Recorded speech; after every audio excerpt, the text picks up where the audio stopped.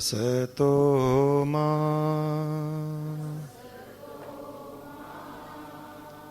सद्गमय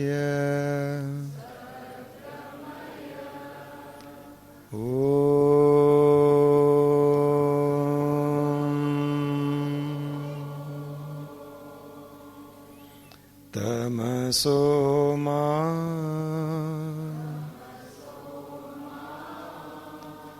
ज्योतिर्गमय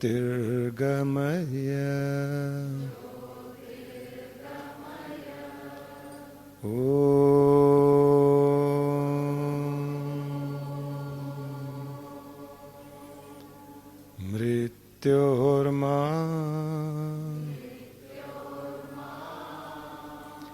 अमृतंगमय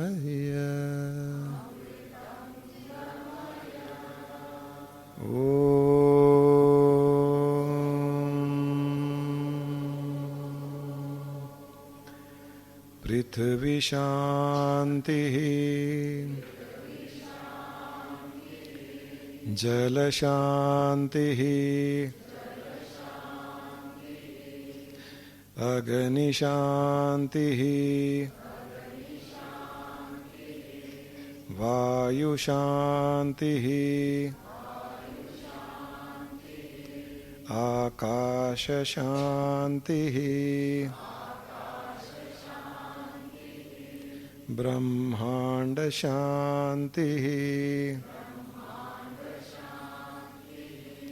बुद्धि शांति मनस शांति आत्मा शांति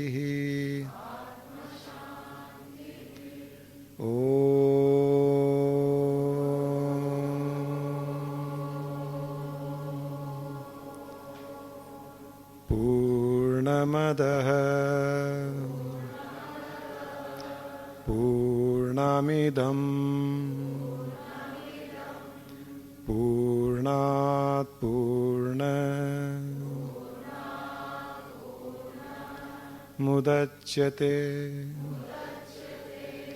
पूर्णस्य पूर्णमादाय पूर्णमेवावशिष्यते।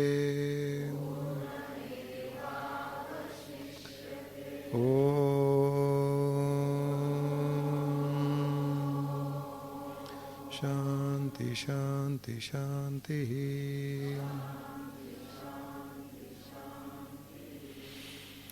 हरिओम तत्सत। आप सबका बहुत बहुत स्वागत है।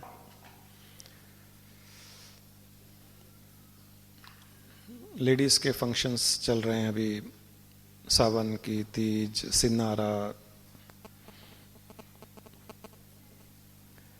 इसीलिए कोशिश की जा रही थी कि जेंट्स को भी एक लेडी होने का एहसास दिया जाए, और कुछ नहीं तो एक लेडी की बिंदी लगा करके ही। और अवश्य एक एहसास होगा, आदमी जब कोई भी लेडी की एक चीज यूज करेगा, उसको एहसास होगा, भाव बनेगा दूसरे का। जैसे लेडी अगर पैंट शर्ट पहन के आती है,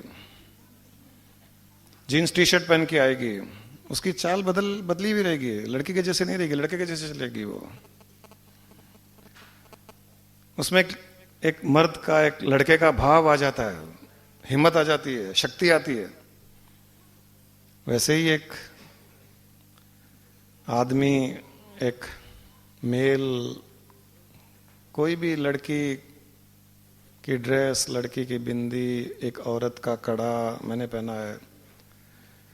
हमारे स्वामी जी सन्यासी होते हुए भी, बाल ब्रह्मचारी होते हुए भी,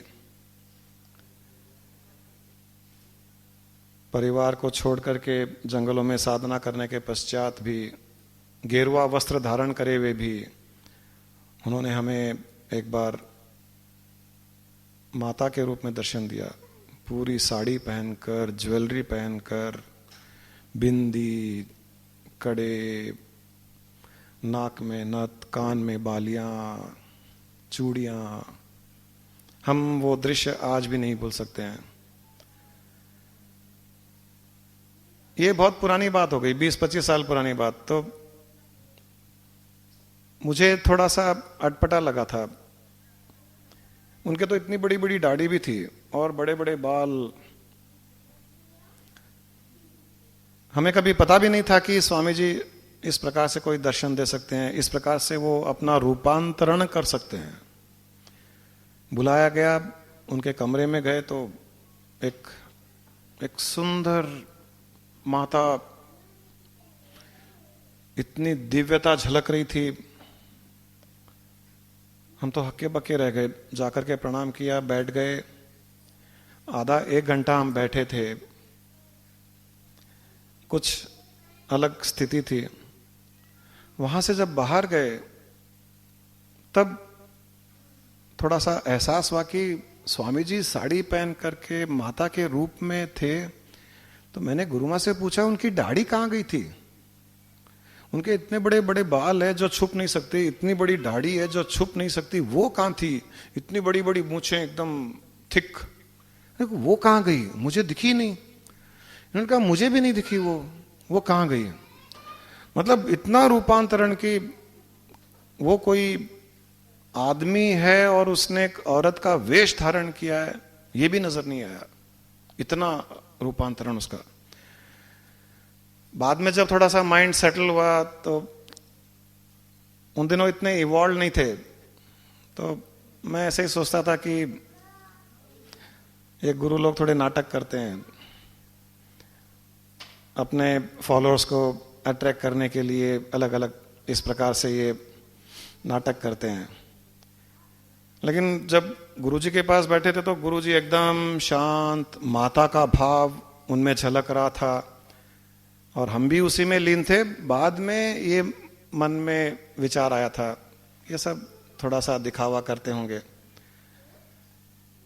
2-3 साल के पहले ही शायद हम लोग श्रीशैलम गए थे, तो नवरात्रि के समय मुझे याद आ गया था गुरुजी का वो। तो मैंने भी गुरु माँ को कहा कि मुझे भी इच्छा हो रही है कि मैं माता का रूप धारण करूं। तो गुरु माँ ने मुझे साड़ी पहनाई, ज्वेलरी पहने, कड़े, सब चीज नाक में, कान में, हाथ में। और हम लोग थे 15-20-25 लोग थे। केदारनाथ जी भी थे उस दिन श्रीशैलम में। जितने लोग थे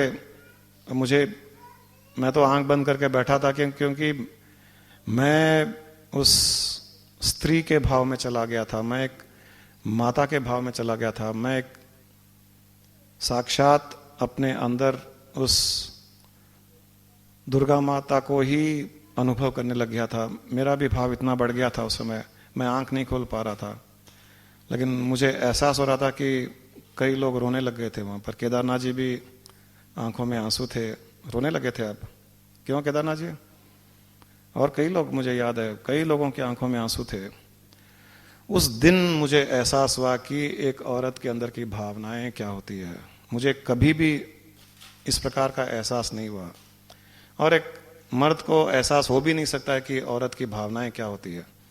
और जब तक एक आदमी को औरत की भावनाएं क्या होती है और एक औरत को आदमी की भावनाएं क्या होती है, दोनों पूर्ण नहीं हो सकते। अलग अलग जन्मों में हमें एहसास हुआ है। किसी जन्म में हम औरत थे, किसी जन्म में हम पुरुष हैं, इस जन्म में यहां कुछ स्त्रियां हैं, पिछले जन्मों में ये पुरुष रह चुकी है। लेकिन वो इंप्रेशंस हमारे एक साथ में अवेलेबल नहीं है, इसलिए हम दोनों को एक साथ में अनुभव नहीं कर पाते हैं। अगर एक ही जन्म में आप दोनों स्त्री और पुरुष के भाव को अनुभव कर लो तो आप पूर्ण हो जाओगे, आप अर्धनारेश्वरी हो जाओगे, आप शिव हो जाओगे। अर्धनारेश्वरी का भी यही अर्थ है। भगवान शिव आधे पुरुष आधी स्त्री, उन्होंने अपने अंदर की स्त्री शक्ति को बाहर निकाला और आधा आधा रह करके उन्होंने दोनों को अनुभव किया। वो जो दोनों को अनुभव करता है वो ही पूर्ण माना जाता है। मुझे आज कोई कुछ अटपटा या बुरा नहीं लग रहा, ऐसे टिक्की लगा रहा हूं, ये कड़ा पहन रहा हूं, तो मेरे अंदर भी एक स्त्री का भाव आ रहा है, एक मां का भाव आ रहा है। और आज का सब्जेक्ट भी जो हम फैमिली हार्मनी की बात कर रहे हैं, उसमें ये बहुत इंपॉर्टेंट है कि फैमिली के मेंबर्स एक दूसरे के भाव को समझें। एक लेडी आदमी के भाव को समझे, आदमी एक औरत के भाव को समझे। और जब दोनों के भाव को समझोगे तो आप अपने बच्चों के भाव, अपने माँ बाप के भाव स्वतः ही समझ जाओगे। उतना कोई अनुभव कर ले, उतना एहसास कर ले, फैमिली हार्मनी ऑटोमेटिक ही बन जाती है, फिर बनाने की आवश्यकता नहीं पड़ती है। हमारे फ्रिक्शन किस लिए होते हैं? फ्रिक्शन इसलिए होते हैं, इंटेलेक्चुअल पुरुष भावना प्रधान स्त्री को नहीं समझ पाता है, भावना प्रधान स्त्री इंटेलेक्चुअल पुरुष को नहीं समझ पाती है। फ्रिक्शन यही होता है हस्बैंड वाइफ के बीच में, हस्बैंड वाइफ का बच्चों के साथ में, बच्चों का अपने माँ बाप के साथ में। फ्रिक्शन यही होता है कि वो एक दूसरे को समझ नहीं पाते हैं, क्योंकि वो पूर्ण नहीं है। जब तक पूर्ण नहीं होंगे तब तक हमारी मुक्ति भी नहीं होगी, हमारा मोक्ष नहीं होगा। तो पूर्ण होने के लिए सबसे आवश्यक और सबसे पहली सीढ़ी है फैमिली में हार्मनी, परिवार में हार्मनी, एक दूसरे की भावनाओं को समझना। मनुष्य सुख के लिए ही जीवन जीता है और वो सुख बाहर ही ढूंढता है। आध्यात्मिकता में ये माना जाता है कि सुख हमारे अंदर है। अगर हम उसको भूल भी जाएं एक मिनट के लिए कि सुख हमारे अंदर है, नेक्स्ट स्टेप का सुख कहां है? सबसे पहले वो हमारे अंदर है। हर जीव के अंदर सुख कूट कूट करके भरा हुआ है। उसके बाद कहां है वो? उसके बाद एक जगह और है। उस जगह के बाद वो सुख संसार में है। ये जो अंदर के बाद का सुख जिस जगह में है वो है परिवार में, वो है परिवार में। परिवार के बाद वो संसार में है।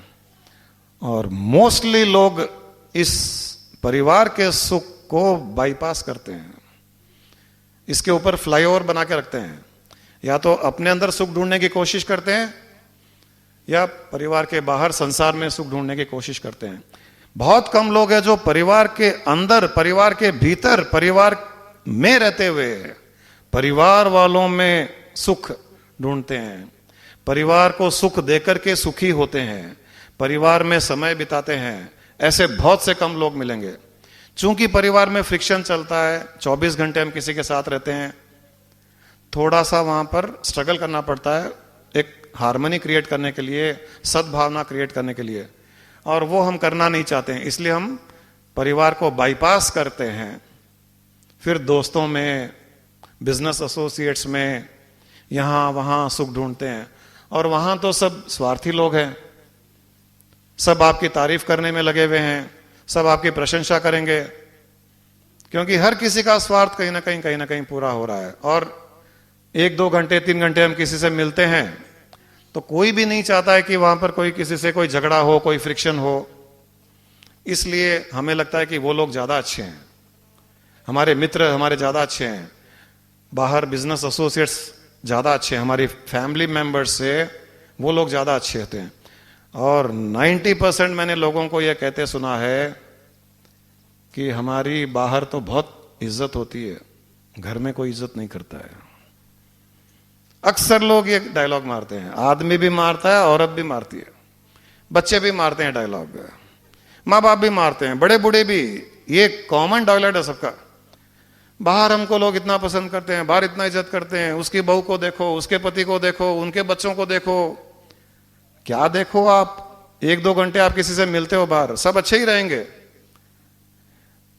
हम जब कह रहे हैं कि उनको देखो, उनको देखो, तो उसका ये एक अर्थ भी है कि उतने अच्छे हमारे परिवार में सदस्य नहीं है, उतनी अच्छी सेवा हमारे परिवार के लोग नहीं करते हैं। उसकी बहू कितना अपने सास का करती है, मेरी बहू नहीं करती है। उनके बच्चे कितना अपने माँ बाप की सेवा करते हैं, मेरे बच्चे नहीं करते हैं। उसका अर्थ यही है कि उनको देखो, उनको देखो। यहां सीक्रेट ये है कि दूसरे परिवार के लोग हमारे परिवार की ओर इशारा करके भी कहते हैं कि उस परिवार में देखो कितने अच्छे लोग हैं, कितनी सेवा करते हैं माँ बाप की। हमारे माँ बाप नहीं कहेंगे, हमारी सास नहीं कहेगी, हमारी बहू नहीं कहेगी। दूसरे लोग हमारे परिवार के बारे में अच्छा कहेंगे, क्योंकि वो जब हमारे घर आते हैं, बहू मम्मी जी ये बना दो, मम्मी जी ये कर लो। सास भी बेटी ये लिया, बेटी तू बैठ जा आराम कर ले, वो ले आएगा। बाप बेटे के बीच में सद्भावनाएं, हर कोई घंटा 2 घंटा तो अच्छा ही रहेगा, तो उनको यहां अच्छा लगता है। हम दूसरों के फैमिली में जाते हैं, हमको वहां अच्छा लगता है। लेकिन अपने परिवार में बहुत कम लोग ऐसे हैं जो ये कहें कि मेरे परिवार के जितनी सद्भावना, मेरे परिवार के सदस्य जैसे, मेरे परिवार के जैसी हार्मनी वर्ल्ड बेस्ट है, ऐसा दूसरे परिवार में है ही नहीं, मैंने देखा ही नहीं। ऐसा जो कहे वो माना जाएगा कि हाँ, इसकी फैमिली में कंप्लीट हार्मनी है। और हम तो छाती ठोक के कहते हैं ये कि हमारी फैमिली में जो हार्मनी है, हमारे फैमिली मेंबर्स में जितना प्रेम है आपस में, मैंने तो कहीं नहीं देखा। कहीं नहीं देखा अर्थ ये नहीं है कि कहीं हम नेगेटिविटी या कमियां देख रहे हैं, लेकिन हम ये जरूर कहना चाहते हैं, अच्छा भी लगता है कि है हमारे परिवार में हर एक दूसरे फैमिली मेंबर के लिए प्रेम है। ऐसे बहुत से परिवारों में देखा है हमने, ऐसी बात नहीं कि नहीं है। लेकिन सबसे पहले आपको ये कहना होगा कि मेरे परिवार में 100% हार्मनी है, पूरी सामंजस्यता है, पूरा सद्भावना है। ये कहोगे तो आपके अंदर खुशी का ठिकाना नहीं रहेगा। हर पल सुख, हर पल खुशी। जिस प्रकार संगीत में 7 सुर होते हैं और 7 सुरों का तालमेल ही एक सुंदर संगीत को प्रकट कर सकता है। एक 7 सुरों की हार्मनी, सारे गम प ध नि, इन सुरों की हार्मनी ही संगीत क्रिएट करती है और वो ही हमारे कान को सुहाती अच्छी लगती है। केवल एक सुर में कोई गाना नहीं बनता है। न खाली सा में कितना देर सुनोगे आप, सा सुन करके रे, एक ही सुर में कोई गाना, कोई भजन नहीं बनेगा, आप सुन भी नहीं पाओगे। खाली ग के सुर में कोई बात नहीं हो सकती, कोई भजन नहीं गा सकता है। सारे सुरों का संगम, वो भी इतना अच्छा तालमेल। अभी दीपा गुप्ता जी ने इतने भजन कीर्तन गाए, उन सारे भजनों कीर्तनों में वो 7 सुरों का संगम था, तालमेल था, इसलिए हमें इतना अच्छा लगा, कानों को इतना अच्छा लगा। परिवार में भी इसी प्रकार भिन्न भिन्न अलग अलग सुर होते हैं। हर मेंबर एक सुर होता है, हर मेंबर एक सुर होता है। इसीलिए हर मेंबर का व्यवहार, उसकी सोच, उसका एटीट्यूड डिफरेंट होता है, क्योंकि वो एक सुर है। अब जिसको ये सुरों का तालमेल बनाना आता है, वो पूर्ण रूप से अपने परिवार में सुख शांति स्थापित कर सकता है। और जिसको तालमेल नहीं आता है, वो उस गायक के जैसे है जिसको सुर का पता ही नहीं है।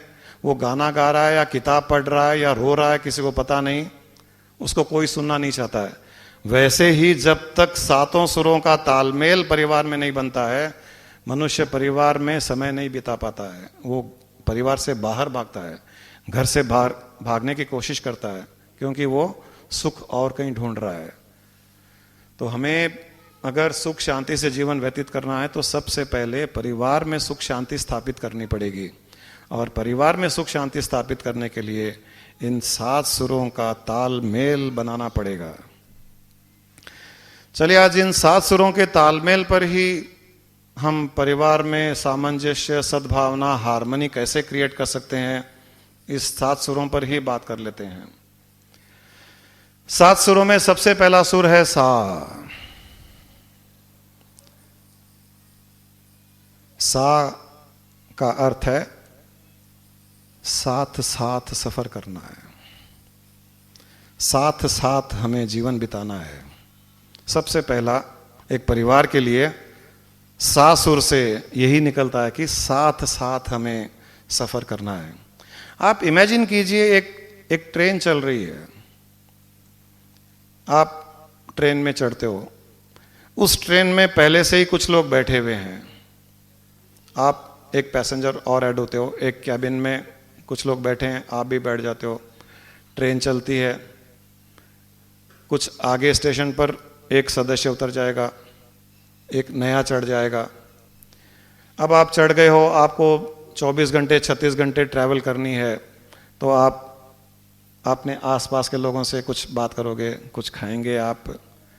आपको नींद आ रही है, मैं उठ जाऊं, आप सोएंगे, लेट जाइए आप, मैं उठ जाता हूं, मैं वहां बैठ जाता हूं। नहीं नहीं नहीं, आप बैठे रहिए, मुझे अभी नींद नहीं आ रही है, थोड़ी देर के बाद सो जाऊंगा। नहीं, आप मेरी बर्थ पर सो जाइए, ऊपर सो जाइए, मैं थोड़ी देर बैठ जाता हूं। कोई स्टेशन आता है, कोई बूढ़ा है, आप कुछ लेंगे, चाय कॉफी मैं ला दूं आपके लिए। ऐसे करते हुए हम सफर को बढ़ाने की कोशिश करते हैं। कभी कभी कोई पैसेंजर थोड़ा सा टेढ़ा, फिर भी हम कोशिश ये करते हैं कि उसके साथ में कोई फ्रिक्शन या कॉन्फ्लिक्ट ना हो। हाँ, आप सही कह रहे हो, एकदम सही कह रहे हो। आपके इंटरेस्ट की बात नहीं है तो भी आप सुनते हो। वो पॉलिटिक्स की बात कर रहा है, आपको इंटरेस्ट नहीं है पॉलिटिक्स की, फिर भी आप हाँ वो तो सही बात है, हाँ बहुत अच्छी बात कही आपने।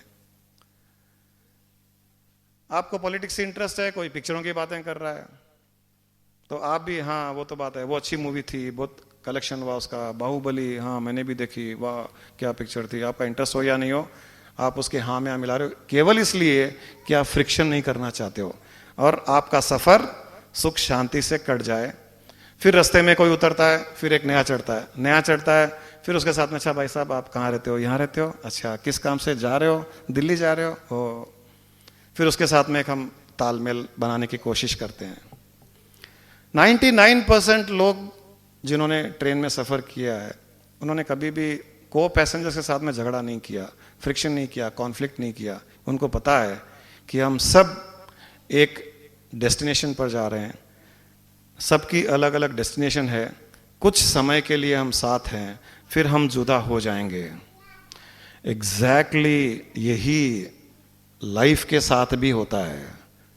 हम ट्रेन में सफ़र कर रहे हैं, हमारे पैदा होने से पहले कुछ पैसेंजर उस कैबिन में बैठे थे माँ बाप के रूप में, उन पैसेंजर को हमने ज्वाइन किया सफ़र में, आगे चले और एक मेंबर ऐड हो गया, तालमेल बनाने की कोशिश, थोड़ा और आगे चले एक मेंबर नीचे उतर गया। परिवार में तो डेथ और बर्थ होती रहती है, तो कोई नीचे उतर रहा है, कोई चढ़ रहा है। ये लंबा थोड़ा सा सफर है। तो यहां पर हम जो सफर, अच्छे सफर, सुख शांति वाले सफर के जो नियम और रूल्स होते हैं, हम उनको ब्रेक करते हैं। छोटे से सफर में 24 घंटे 48 घंटे के सफर में हम कुछ देना चाह रहे हैं, कुछ करना चाह रहे हैं उनके लिए, लेकिन यहां पर हम लेना चाह रहे हैं, हम एक्सपेक्टेशन करते हैं कि हमें ये दे, हमें वो दे, और तालमेल नहीं बनाते हैं। इंटरेस्ट उसका बात करने का और कुछ है, आदमी बात और कुछ करना चाहता है, आदमी बात कुछ करना चाहता है वाइफ से, वाइफ का इंटरेस्ट नहीं उस बात में, वो बोलती है आप ये सब बातें छोड़ो, मेरी बात सुनो, मेरे साथ में ऐसा हुआ, मैं किटी में गई, वो बोलते हैं तुम्हारे तो किटी किटी की लगी रहती है, मेरे साथ सुनो आज सेल्स टैक्स की रेड हुई, सेल्स टैक्स वाला ऐसा आया था, ACTO आया था, DCTO आया था। वो बोलती है मुझे ACTO DCTO समझ में नहीं आता है, छोड़ो आप बाहुबली की बात करते हैं। तो तालमेल बनाना ही नहीं चाह रहे। अरे 2-4-5 मिनट ACTO DCTO की बात सुन लो, तब वो 10-15 मिनट आपके किटी की भी सुन लेगा। कहीं ना कहीं किसी ना किसी को तो पहल करनी पड़ेगी, फिर जाकर के बाहुबली भी आ जाएगा बीच में। ऐसे तालमेल करना पड़ता है, कहीं ना कहीं हमको ये मानना पड़ता है कि हम सफर कर रहे हैं और जीवन में सफर ही कर रहे हैं। सारा परिवार एक साथ में न तो पैदा होता है, सारा परिवार न एक साथ में मरता है। एक पैदा होता है तो ऑलरेडी कुछ पैदा हुए हुए वहां है, एक मरता है तो बाकी जिंदगी बिता रहे हैं। ट्रेन का सफर ही है, साथ साथ हमें सफर करना है।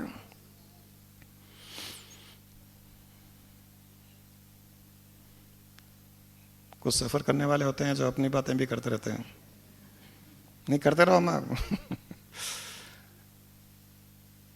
साथ साथ सफर करना अगर आप सीख लो और ये ध्यान में रहे कि ये जर्नी है, आप सब इंडिविजुअल अलग अलग पैसेंजर्स हैं, इस लाइफ रूपी ट्रेन में आप चढ़ रहे हैं, कोई उतर रहा है और जो कैबिन में बैठे हुए हैं वो फैमिली है, और उस फैमिली में आपको आपके डेस्टिनेशन तक पहुंचने तक आपको सफ़र करना ही पड़ेगा, वहाँ पर आपके पास कोई उपाय नहीं है। इतना अगर सोच लें और कोशिश करें कि हम हमारे को पैसेंजर की हेल्प करते रहें, उसे सुख शांति से उसके डेस्टिनेशन तक पहुंचने दें और फिर उससे हम हेल्प, कॉम्प्लीमेंट, सप्लीमेंट लेते हुए हम हमारे डेस्टिनेशन तक पहुंच जाएं। इतना हम ध्यान रख लें, लाइफ बहुत स्मूथ हो जाएगी।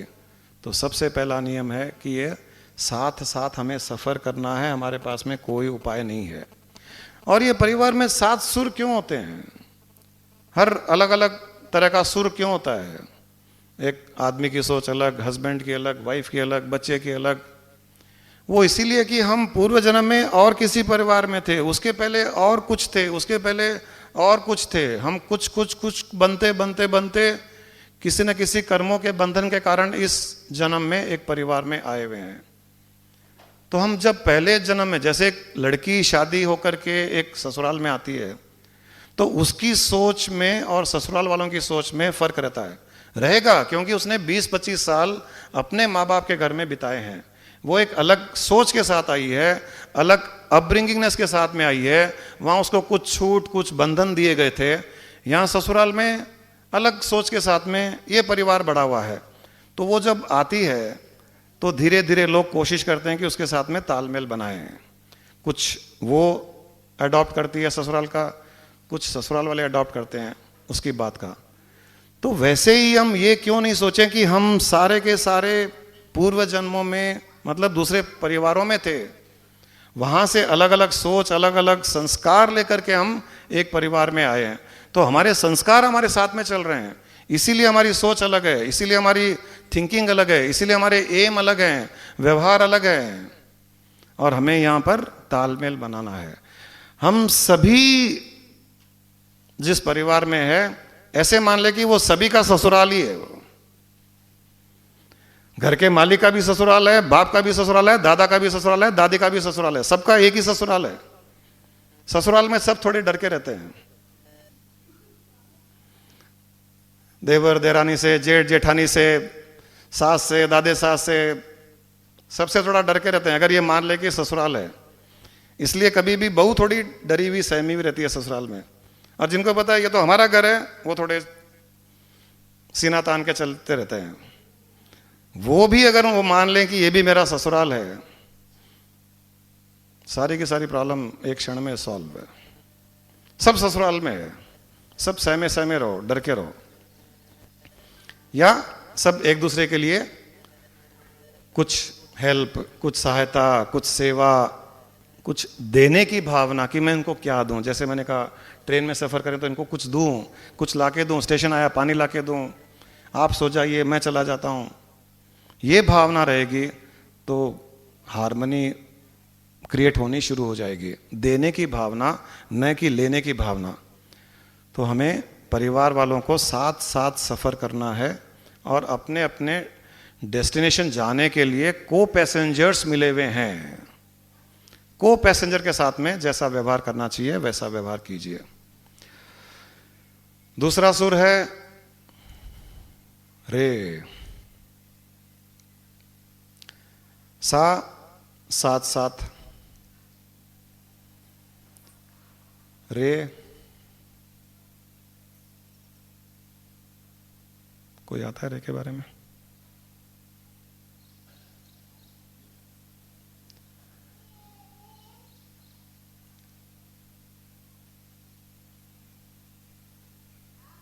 मैं भी भूल गया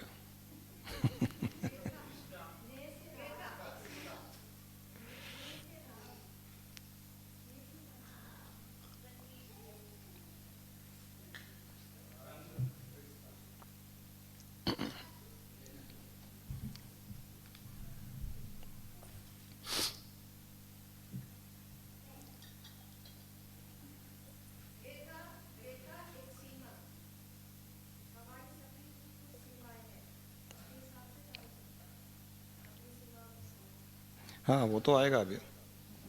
रेखा बोलते मुझे तो वो हमारी वाली रेखा याद आ गई।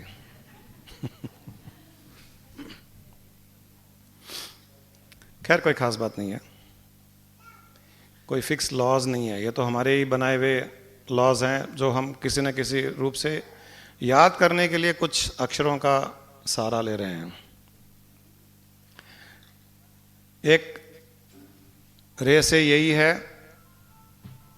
कि रेगिस्तान न बनने दें अपने हृदय को। रेगिस्तान एकदम ड्राई, जहां कोई हरियाली नहीं, कोई पानी नहीं। अक्सर लोग अपने अंदर इतना, एक फैमिली के लिए खास करके ड्राइनेस रखते हैं अंदर। एक परिवार के लिए प्यार, एक परिवार के लिए खुशी, परिवार में वापस घर आने की इच्छा, घर आकर के परिवार वालों के साथ में बैठ कर करके बात करना, हंसी मजाक करना, प्यार देना, प्यार करना, ये नहीं होता है। अक्सर लोग फैमिली में एक ड्राइनेस, बाहर से आदमी ऑफिस से घर भी आ गया, अपने रूम में जाएगा, बैठा हुआ है तो पेपर ले लेगा, लैपटॉप लेगा, व्हाट्सएप खोलेगा, मैसेजेस करेगा, उसको कोई मतलब नहीं है दिन भर क्या हुआ। जो दिन भर घर में थे उनसे जाकर के पूछेगा भी नहीं आज दिन कैसा बीता आपका, क्या कर रहे थे, कौन कौन आया, किसके फोन आए। इन्वेस्टिगेशन के लिए नहीं, जनरली बातचीत के लिए कि कैसा दिन बीता आपका, बहुत कम लोग पूछेंगे। और वैसे ही जब हस्बैंड घर आ रहा है वो ड्राई है। जो 12 घंटे 15 घंटे से औरत घर में थी उसको भी कोई चिंता नहीं है, आइए जी कैसे रहा आपका दिन, अच्छा रहा ना आपका दिन, मुझे लगता है आपका दिन अच्छा गया, कोई प्रॉब्लम तो नहीं था ना, सब। वो भी नहीं पूछती है, वो भी नहीं पूछती तो आदमी भी नहीं पूछता है। हस्बैंड वाइफ आपस में नहीं पूछते हैं तो बच्चों को भी नहीं पूछते हैं भाई तुम्हारा स्कूल में कैसा रहा, कॉलेज में कैसा रहा, बंक किए क्या, मूवी गए क्या। मैं तो रोज मेरी बेटी को पूछता था आज बंक किया, मूवी गई नहीं, 15 दिन हो गए बंक ही नहीं किया क्लास। ये पूछता हूं तो वो कॉलेज से आते ही सबसे पहले आधा एक घंटा मेरे को पूरे कॉलेज की उस दिन की क्या क्या हुआ, क्या क्या नहीं हुआ, किस प्रोफेसर ने क्या क्या, हमने कितनी बदमाशी की, क्लास बंक किया, रेस्टोरेंट में जाके बैठे, ये करे वो करे, सारा का सारा कत्ता चिट्ठा। बेटा थोड़ा शरीफ था, ये सब काम नहीं करता था, बहुत ज्यादा शरीफ था, वो यहाँ बैठा हुआ है। तो उसको हम लोग एक बार बोर्डिंग स्कूल में ले गए भर्ती कराने ऊटी में। तो वहां पर जब प्रिंसिपल से मिले तो उसने बोला कि you want to admit your son. मैंने कहा yes. Is he naughty? No. Does he trouble you? No. जिद्दी है क्या? नहीं। फिर किस लिए लाए हो? आप दोनों वर्किंग हो क्या? नहीं। मैं भी 24 घंटे घर में रहता हूं, ये भी 24 घंटे घर में रहती है। अरे फिर किस लिए लाए हो यहां पर? मैंने कहा थोड़ा बदमाश करने। बोला व्हाट? हमारे पास सब बदमाश बच्चों को लाते हैं कि यहां सुधर जाए, डिसिप्लिन हो जाए यहां पर। हम दोनों ने कहा था किसको बड़ा बदमाश करना है, बहुत ज्यादा सीधा है। तो हमारे घर में सब कुछ उल्टा ही हुआ ऐसे। बेटी को बोलते हैं बंक करो, बेटे को बदमाश करने के लिए बोर्डिंग में ले जा रहे हैं। हम लोग थोड़े उल्टे ही लोग हैं। तो थोड़ा बहुत ये चीजें भी हम माँ बाप एंजॉय करें अपने बच्चों के साथ में, तो बच्चों के साथ में हार्मनी बनती है। हर किसी का इंटरेस्ट होना चाहिए। परिवार में जाऊं, फैमिली मेंबर से बात करूं, छोटा हो बड़ा हो, खुल करके बात करें। बच्चे माँ बाप से खुल करके बात किस लिए नहीं करते हैं? जैसे ही वो बोलेंगे आज हमने, है ना मम्मी, मैंने ऐसे आज थोड़ा सा मूड नहीं था पढ़ने का, तो वो पेपर लेकर कैसे बना कैसे मारी, तो टीचर थोड़ा आंटी ऐसे कोई करते हैं क्या क्लास में? नहीं करना चाहिए, पढ़ाई पर ध्यान देना चाहिए, दूसरों को नहीं सताना चाहिए। अब नसीहत देने लग जाते हैं, तो अगली बार बताएगा भी नहीं कोई बच्चा आकर के कि मैंने ऐसे किया वैसे किया। मुझे आके मेरे बच्चे कहते थे ऐसे किया, तो मैं उसको बताता हूँ और एक तरीका है बनाने का। हम कैसे करते थे, वो रबर बैंड लेकर के ऐसे जोर से मारते थे उसने एक किया तो हम 2 और आइडियाज देते हैं उसको, ऐसे भी कर सकते हैं। ये करने से बच्चे माँ बाप के साथ में खुल करके बात करते हैं और आगे चल करके बदमाशियां भी बंद करते हैं। और अगर उसे बदमाशी करनी है, मुझे कोई भी माँ बाप बता दे कि उनके ना कहने से किसी बच्चे ने बदमाशी बंद की क्या? आज तक किसी ने नहीं की। ज्यादा करते हैं और झूठ बोल करके करते हैं। कम से कम अगर आप माँ बाप के रूप में ओपन हो तो आकर के कम से कम कहेंगे, सच तो कहेंगे कि ये कहा, ये किया मैंने, ऐसा किया वैसा किया, आपको पता तो है कि क्या क्या किया। इतनी हार्मनी होनी चाहिए कि हर कोई हर कुछ बात कर सके, हर कोई हर कुछ बात कर सके। इतनी अंडरस्टैंडिंग होनी चाहिए कि मिसअंडरस्टैंडिंग का कोई चांस ही नहीं रहे। अक्सर लोग मिसअंडरस्टैंडिंग के डर से आपस में शेयर नहीं करते हैं, हार्मनी क्रिएट नहीं करते हैं, क्योंकि उनको पता है कि ये मिसअंडरस्टैंड करेंगे।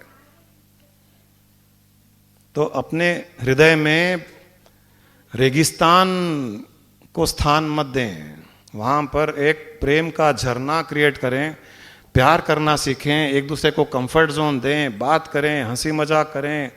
कोई बाहर से आया तो वो बात करे, परिवार वाले उससे बात करें, एक अट्रैक्शन रहे कि परिवार में हम वापस जल्दी से जल्दी जाएं। सारे के बाद में ग का अर्थ है परिवार के सदस्यों के बीच में गलतियां न ढूंढें। हर एक की एक नेचर होती है कि वो दूसरे में गलतियां ढूंढने की कोशिश करता है, वो तैयार रहता है कि ये कब गलती करे और गलतियां ढूंढे। और गलतियां न भी करे तो भी इतनी नेचर बन जाती है गलतियां ढूंढने की कि दूसरे को गलतियां दिखे नहीं दिखे, इसको तो 100 गलतियां दिखती है। खाने में लेकर के, टेबल सेट करने से लेकर के, बात करने से लेकर के, नौकरों से काम करवाने से लेकर के, फोन पर भी बात करते करते मैंने लोगों को देखा, अरे ऐसे नहीं बोलते, तो ऐसे बोल, इसको वैसे बोल। अरे मुझे बात करने दो, मुझे पता है क्या बोलना है। पीछे से लोग एडवाइस देते रहते हैं। फिर फोन बंद करने के बाद में, तुमने ना ये गलती की, उसको ऐसे बात नहीं करना चाहिए, ऐसे बात करना चाहिए। जैसे सारी दुनिया का ज्ञान उसी को है। और जब वो बंदा बात करता है तो ये दूसरा मेंबर, उसकी गलतियां। ऐसे धीरे से बात करा करो, ऐसे बात करो जैसे कोई झगड़ा कर रहे हो, और थोड़ा सा प्यार से बात करो ना, और ऐसे बोलो उसको, ऐसे करो। कोई खाने के लिए आ रहा है घर पर तो गलतियां, जाने के बाद में गलतियां, बिजनेस में गलतियां। औरत हस्बैंड्स को बोलती है, मैंने सुना है, आपको तो बिजनेस करना ही नहीं आता है। सब आपको धोखा देते हैं। किसी एक इंसान ने 1 लाख रुपए का धोखा उसको दे दिया, उसने खाली शेयर किया कि ऐसा ऐसा हुआ था, 1 लाख का धोखा। मुझे पता है आपको बिजनेस करना आता ही नहीं। बेचारा 20 साल से बिजनेस करके जुबलीस में बड़ा बंगलो बनाया, 4 मर्सिडीज गाड़ियां है। इस औरत को किटी पार्टियों में इज्जत मिलती है इस आदमी के कारण। ये डोनेशन देती है लेफ्ट एंड राइट, लोग उसको चीफ गेस्ट बनाते हैं, गौशालाओं में, फिकी लेडीज के प्रोग्राम में, एफएलओ में, यहां वहां। उस आदमी के 1 लाख का नुकसान अगर हो गया तो पत्नी कमेंट करती है, आपको तो अक्ल ही नहीं है बिजनेस करने की। और वैसे ही वो भी बंदा ऐसा ही है, गेस्ट कोई आ गए, खाना बनाया, तुमको है ना टेबल लगाना ही नहीं आता है, टेबल सेट करना नहीं आता है। गेस्ट आए तो ऐसे सेट करना चाहिए, थाली ऐसे रखना चाहिए, ग्लास पानी का यहाँ नहीं रखना चाहिए, यहाँ रखना चाहिए, यहाँ बात करते करते गिर जाता है ग्लास, तो यहाँ रखना चाहिए, चम्मच यहाँ रखना चाहिए। अरे ये खाने में ये क्या है, ये 2 ही सब्जी बनती है क्या, साथ में ये भी होना चाहिए, वो भी होना चाहिए। और इसमें ना थोड़ा सा लहसुन ज्यादा होता तो अच्छा लगता, जैसे सारी वो मास्टर शेफ में जाके आया है कोई।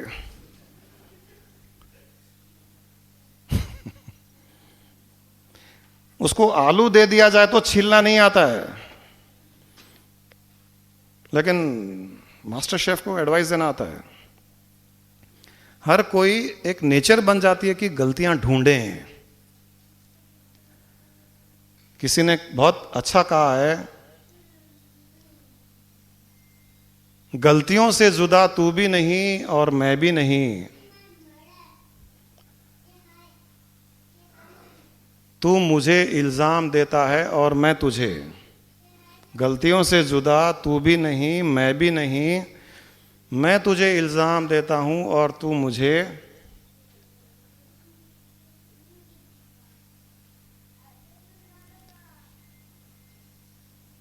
गलत फहमियों ने दूरियां कर दी है हम दोनों के बीच में, वरना फितरत का बुरा तो तू भी नहीं मैं भी नहीं।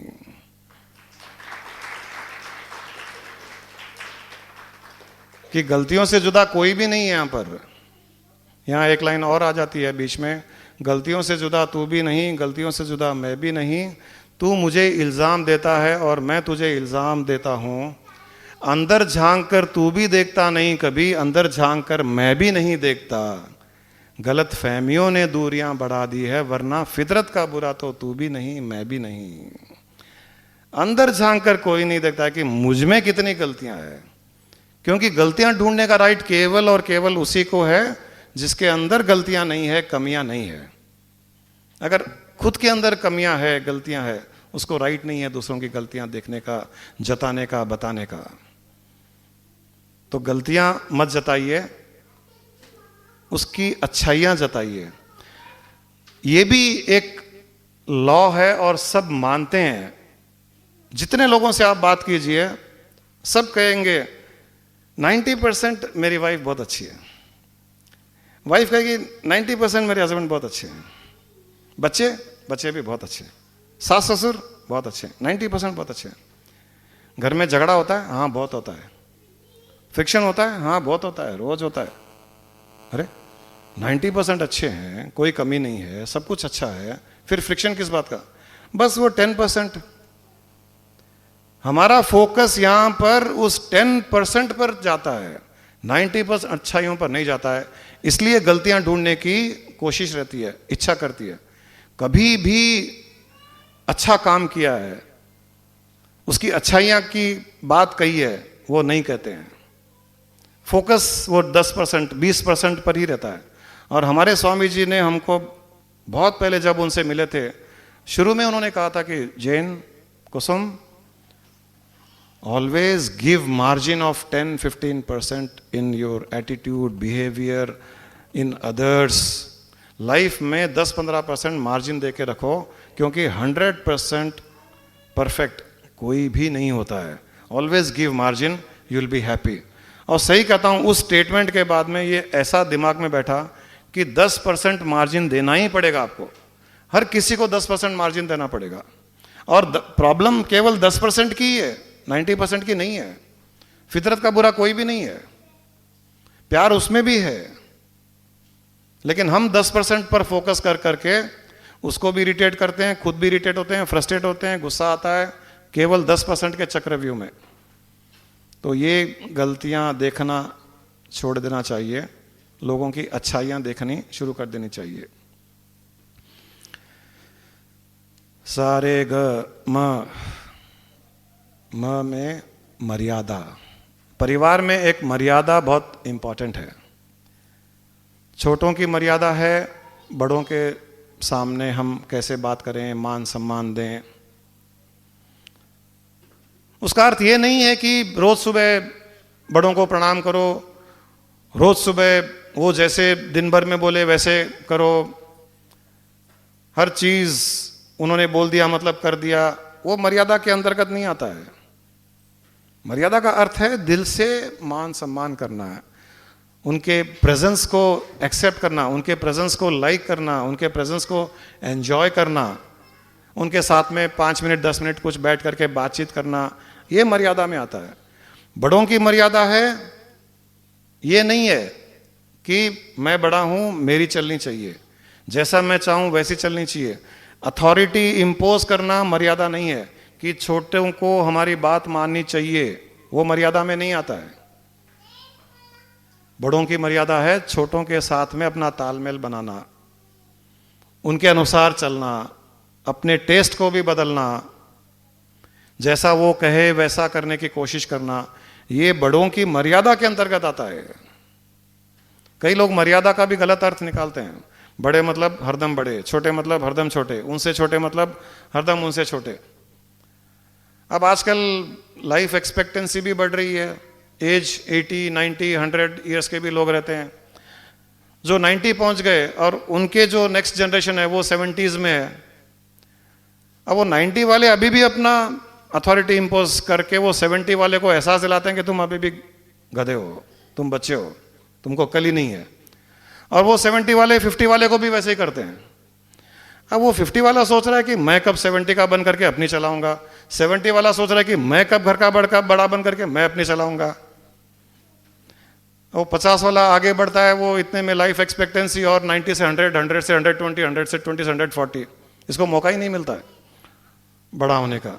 ये भी एक बड़ा फ्रस्ट्रेशन होता है और इसीलिए सब कोई फ्रस्ट्रेशन में भी जीते हैं।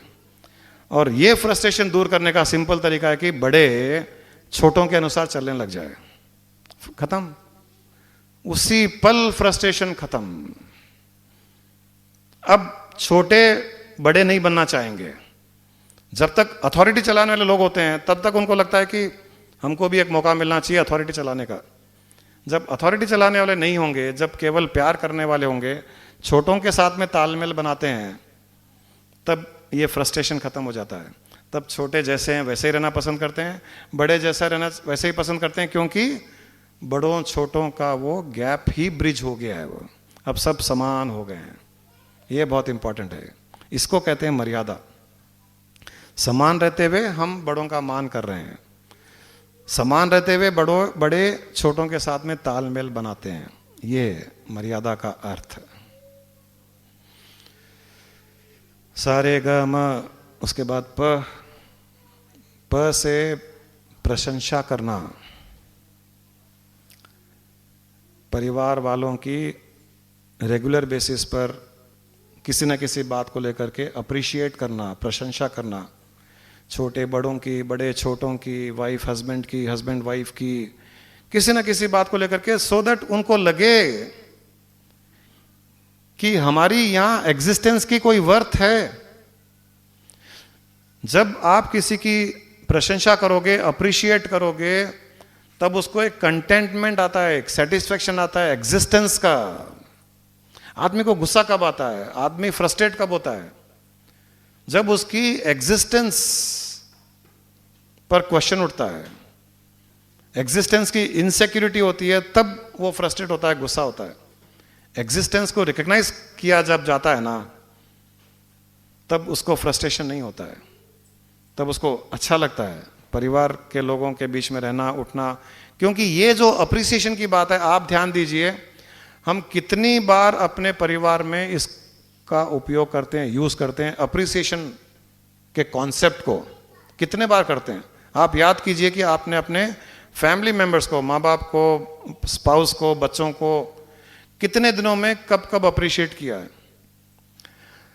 और ये याद कीजिए कि आप जब बाहर गए, समाज में फ्रेंड्स के बीच में गए, तब आपने कितने बार अप्रिशिएट किया फ्रेंड्स को, समाज के लोगों को। और आपको ये क्लियरली दिखेगा कि आपने फ्रेंड्स में, जब जब फ्रेंड्स के साथ में गए, हर बार आप जब फ्रेंड से मिले, कोई ना कोई बात को लेकर के आपने अप्रिशिएट किया। अरे क्या बात है, नया जीन्स खरीदा है, शेड्स अच्छे लग रहे हैं तुम्हारे, कौन सा नया रेस्टोरेंट गया उसमें, अरे वाह बहुत अच्छा रेस्टोरेंट है। तो हर बात में आप अप्रिशिएटिव हो, हर बात में अप्रिशिएटिव हो। समाज में भी जाओगे, वहां पर भी अप्रिशिएटिव हो। परिवार में कोई प्रशंसा नहीं, no appreciation, no recognition, no notice. तो परिवार के मेंबर्स को पता ही नहीं चलता है कि हम एग्जिस्ट कर रहे हैं क्या। इसलिए ये आदत डाल दीजिए। मैं एक बहुत अच्छा मेरी लाइफ का इंसिडेंस ये अप्रिसिएशन पर कई बार सुना चुका हूं, मुझे अच्छा लगता है वो। उसके बाद में बहुत से ऐसे किस्से हुए, लेकिन ये बार बार सुनाने की इच्छा भी करती है। एक बार कहीं यूपी में हम लोग गए थे, सत्संग चल रहा था, तो वहाँ पर एक लेडी, एक यंग बहू आई मेरे पास में, यही प्रशंसा वाली बात, अप्रिसिएशन वाली बात को लेकर के वो पूरा प्रोग्राम चला। फिर आकर के मुझे बोली कि मुझे कोई रास्ता बताइए, मेरी सास के साथ में बनती नहीं है। उसमें कोई बड़ी बात नहीं हो, तो सभी बहुओं की प्रॉब्लम है। बोली लेकिन मैं चाहती हूँ कि मेरी सास के साथ में एक फ्रेंडशिप जैसे हो जाए, मेरी माँ के जैसे हो जाए। मैं कोशिश भी करती हूँ, लेकिन किसी कारण से मैं नहीं कर पाती हूँ, सास का रिस्पांस भी नहीं आता है, क्या करूँ। सास भी थी वहाँ पर, तो मैं उसको अलग जाकर के कहा, तुम एक काम करो, कल सुबह सुबह जैसे भी तुम सबसे पहले सास से मिलो, एक कुछ अप्रिशिएटिंग बात उसको कह दो। बोले क्या बात पर अप्रिशिएट करूं, किस बात पर प्रशंसा करूं? मैंने कहा वो भी मुझे बताना पड़ेगा, आप किसी भी बात पर कर दो। बोली ऐसी कोई बात ही नहीं है सास में कि मैं प्रशंसा करूं। आदमी को प्रशंसा करने के लिए भी ढूंढना पड़ता है कि किस बात पर करूं।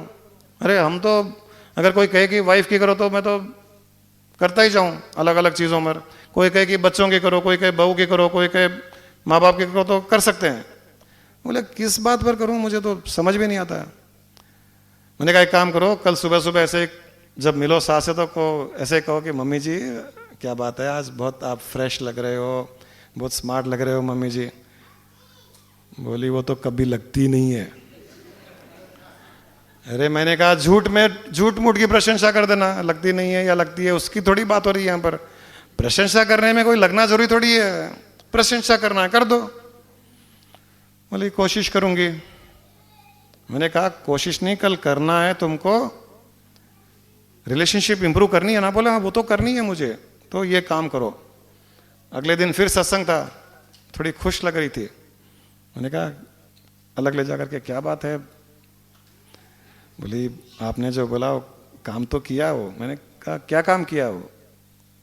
उसने बोली कि मैं सुबह सुबह जब सास से मिली, इनफैक्ट रोज जितनी अच्छी दिखती है उससे तो और ही खराब दिख रही थी। शायद रात को नींद नहीं आई होगी, कुछ पेन होगा, गुस्से में भी थी, डल भी थी, लेकिन मैं थोड़ी हिम्मत करके आपने जैसे कहा से बोल दी, मम्मी जी। उसने बोला क्या?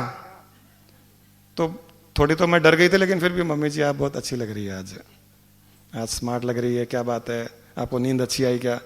उसने कहा नहीं, रात भर नींद ही नहीं आई, कुछ ये दुख रहा था, वो दुख रहा था, मच्छर भी थे, गर्मी थी, ये थी, वो था। पता नहीं मम्मी जी आप बहुत स्मार्ट लग रही है आज, मम्मी जी बहुत अच्छी लग रही है। मैंने कहा उसके बाद में क्या हुआ? बोले आप बिलीव नहीं करोगे, उसके बाद में आधे घंटे तक 10 बार मिरर के सामने जाके खड़े होकर के कभी ऐसे देख रही है, कभी ऐसे देख रही है, कभी बाल ठीक कर रही है, कभी ये ठीक कर रही है, कभी बिंदी ठीक कर रही है, कभी साड़ी ठीक कर रही है। ऐसे तो पहले कभी नहीं हुआ। बोला अच्छा लगा ना? बोला हाँ, फिर मेरे से थोड़ा सा व्यवहार भी अच्छा करी वो। तो मैंने कहा तुम कल सुबह भी ये फिर रिपीट करना। बोले यही रिपीट करूं?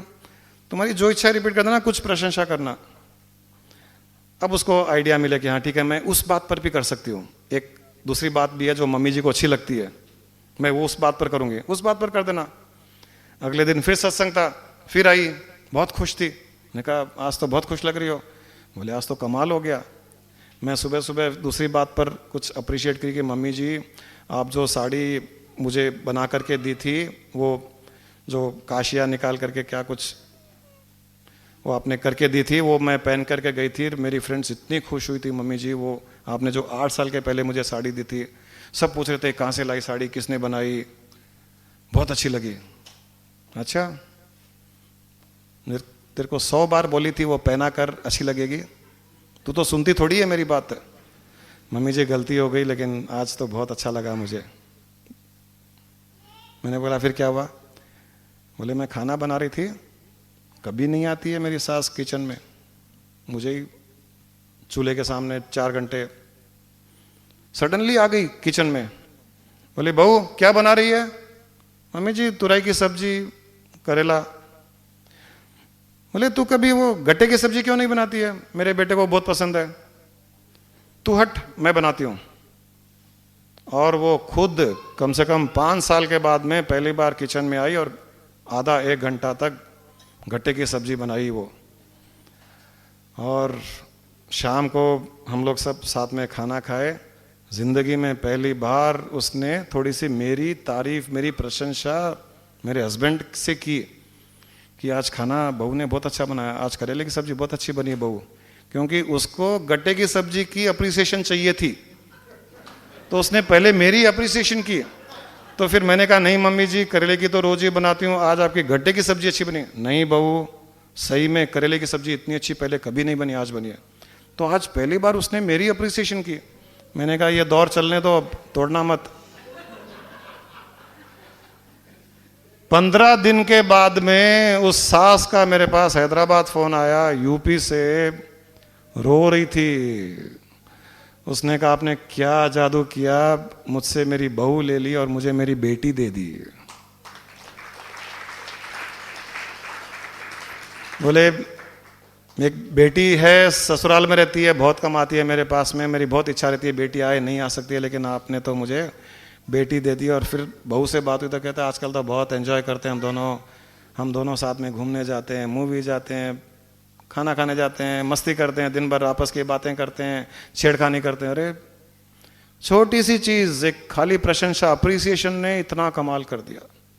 ये जादू की छड़ी है, इसे लाइटली मत लीजिए, आप ट्राई करके देखिए, आज ही ट्राई कीजिए। घर जाने के बाद नहीं, जिसकी यहाँ वाइफ हस्बैंड जिसकी यहाँ है, बाहर निकलते ही या यहीं बैठे आंखों से कीजिए। मैं यहां बैठे कई लोगों को देखता रहता हूं मैं, ये जब हस्बैंड वाइफ की बात आती है ना, तो वाइफ हस्बैंड को ऐसे देखती है, हस्बैंड से देखता है, समझ जाता हूं क्या बात हुई है। आप प्लीज ट्राई करना शुरू कर दीजिए जेन्युइनली, और कुछ भी नहीं करेंगे तो ये एक चीज ही परिवार में एक प्यार, एक हार्मनी, एक सद्भावना क्रिएट करेगा। प्रशंसा जादू की छड़ी है, जादू की छड़ी, और कुछ नहीं लगता है उसमें करने के लिए। किसी भी बात को लेकर के कर दो, खाना खा रहे हो खाने की कर दो, चाय पी रहे हो चाय की कर दो, पत्नी को देखा उसकी साड़ी की, उसकी ड्रेस की कर दो, पत्नी हस्बैंड को देखे तो बाल बिखरे हो तो भी आप बहुत स्मार्ट लग रहे हो, कुछ भी कह दो ना, क्या फर्क पड़ता है। सारे ग म प ध से धैर्य, पेशेंस बहुत इंपॉर्टेंट है, पेशेंस रखना है। हर कोई के कंप्लेंट्स हैं फैमिली मेंबर्स के लिए, हमारे पास तो आते रहते हैं, मैं कैसे अपने वाइफ को सुधारूं, वही वाइफ आती है कैसे हस्बैंड को सुधारूं। अरे वो सुधरा हुआ है, वो तुम्हारी कंप्लेंट कर रहा है, तुम आके उसकी कंप्लेंट कर रही हो, फिर दोनों आकर के अपने बच्चों को कंप्लेंट है। मैं कहता हूं देखो, थोड़े से कॉन्सेप्ट्स अप्लाई करो। मैंने किया, अप्रिसिएशन शुरू किया, लेकिन ज्यादा चेंजेस नहीं दिखे। थोड़ा पेशेंस तो रखो, हो जाएगा। वो यूपी में 10 दिन में हो गया, इसका मतलब नहीं है तुम्हारे साथ भी 10 दिन में हो जाएगा। तुम्हारे साथ में हो सकता है कि 6 महीने लगेंगे। बच्चों का क्या करें, बहुत जिद्दी हो रहे हैं, ठीक हो जाएंगे। पढ़ते नहीं है बच्चे आजकल, खाली टीवी देखते हैं। ये लाइफ के फेजेस हैं, चेंज हो जाएगा। एक बच्चा ग्रो कर रहा है तो उसके कई इंटरेस्ट डेवलप होते हैं। वो पढ़ता था, पढ़ना बंद कर दिया, टीवी देखना शुरू कर दिया। टीवी देखना शुरू कर दिया तो जैसे पढ़ना बंद करके टीवी देखना शुरू किया, वैसे जब टीवी से थक जाएगा तो पढ़ना शुरू कर देगा। ऐसा होता है लाइफ में। आप थोड़ा पेशेंस रखिए ना। आपका बच्चा कितने साल का है? 7 साल का है। अरे 70 साल का थोड़ी हुआ है, 7 साल का ही तो है। बढ़ने दो बेचारे को, थोड़ा पेशेंस रखिए। फैमिली मेंबर्स को चेंज होने के लिए थोड़ा सा टाइम चाहिए, थोड़ा सा पेशेंस, धैर्य रखेंगे और ये अपने सारे ग म प ध वाले कॉन्सेप्ट्स अप्लाई करते जाएंगे तो चेंजेस आने शुरू हो जाएंगे। पेशेंस बहुत इंपॉर्टेंट है, वो चाहे आपके बच्चों के लिए हो, आपके स्पाउस के लिए हो, या पेरेंट्स के लिए हो, या किसी के लिए हो। लेकिन कहीं ना कहीं आपको शुरुआत करनी पड़ेगी ये अच्छे कॉन्सेप्ट्स को इम्प्लीमेंट करने के लिए। बिना इम्प्लीमेंट किए चेंज नहीं होंगे। आप इम्प्लीमेंट करना शुरू कर दीजिए। अक्सर लोग ये चाहते हैं कि अच्छे कॉन्सेप्ट्स आप इम्प्लीमेंट करो। यहां हस्बैंड वाइफ बैठे हैं, बाहर जाते ही वाइफ बोलेगी, देखा कितनी अच्छी बातें की गुरुजी ने, आप कल से इम्प्लीमेंट करो इसको। वो बेचारा बोलने ही वाला था, उसके पहले वाइफ ने बोल दिया। वो भी वही बोलने वाला था कि आज कितनी अच्छी बातें कही, तुम कल से इम्प्लीमेंट करो, लेकिन उसने पहले बोल दिया। और कहीं कहीं हस्बैंड पहले बोल देता है, लेकिन दोनों की इच्छा रहती है कि वो चेंज हो। लोग कहते हैं, किसी ने यह भी कहा कि लोग कपड़े बदलते हैं, लोग मोबाइल फोन बदलते हैं, लोग घर बदलते हैं, लोग गाड़ियां बदलते हैं, लोग बिजनेसेस बदलते हैं, लेकिन कोई भी खुद को नहीं बदलता है।